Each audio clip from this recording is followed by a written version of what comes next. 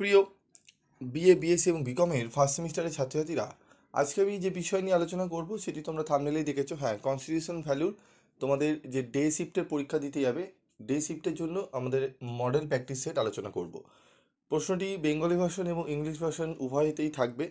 তো চলো আমরা কথা না বাড়িয়ে আমরা আলোচনা করি। তবে আমি তোমাদের বলবো, তোমরা আশা করি প্রত্যেকে আমার লাস্ট মিনিটের যে আমি তোমাদের 10 এবং 15 করে, মানে 25 নম্বরের দুটো প্রশ্ন এবং 10 এবং 15 করে ভাঙলে চারটি প্রশ্ন, চারটি বা পাঁচটা প্রশ্ন আমি তোমাদের দিয়েছিলাম। পাঁচটি প্রশ্ন মতো দিয়েছিলাম, যেগুলো পড়লে অনেকটাই তোমরা উপকৃত হবে। এবং মডেল প্র্যাকটিসের আমি মর্নিং, ডে এবং ইভিনিংয়ে আমি তোমাদের অলরেডি বলে দিয়েছিলাম কোনগুলো পড়তে। তো চলো আমরা ডে শিফটের দেখে নিই সেট 2 এর কী কী প্রশ্ন আমাদের পড়তে হতে পারে।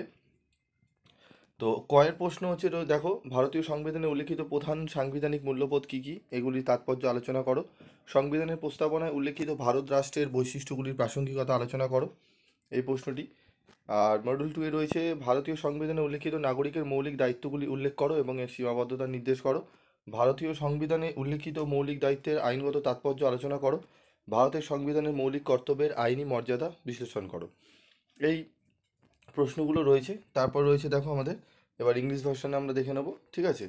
দেখো ইংলিশ ভার্সনে আমাদের রয়েছে, তোমরা একটু দেখে নাও, ঠিক আছে? তার আগে তোমাদের একটু বলি, এখানটায় দেখো ইংলিশ ভার্সন যারা দেখছো তার বেঙ্গলি ভার্সন আমি একটু বলে দিই।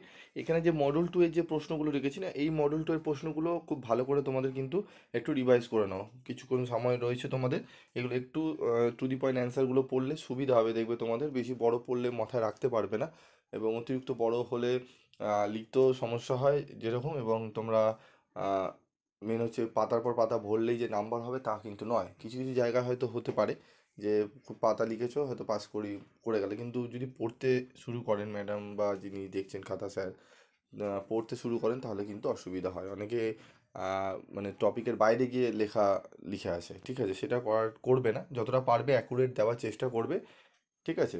দেখবে তোমাদের নাম্বার খুব ভালো হবে। তো এইটা গেল আমাদের মডেল 1-এর ইংলিশ ভার্সন। এবার দেখো ইংলিশ মডেল 2-এর ইংলিশ ভার্সন দেখে নাও, ঠিক আছে? আশা করি তোমাদের পরীক্ষা খুব ভালো হবে, এবং মর্নিং শিফটের পরীক্ষা হয়ে গেলে আমি প্রশ্নপত্র দিয়ে দেবো। তো তোমাদের ডে এবং ইভিনিং শিফটে যারা রয়েছে খুব ভালোভাবে পরীক্ষা দেবে, এবং তোমাদের পরীক্ষা শেষ হলেই তারপর যে যার অনার্স যে পেপার রয়েছে, জেনারেল পেপার রয়েছে, আমাকে জানাবে। আমি তোমাদের লাস্ট মিনিটের সাজেশান, একদম 100% কমনযোগ্য সাজেশান দিয়ে দেবো, এবং তার সাথে উত্তরগুলো আলোচনা করে দেবো। আজকের মতো ভিডিওটি শেষ করলাম।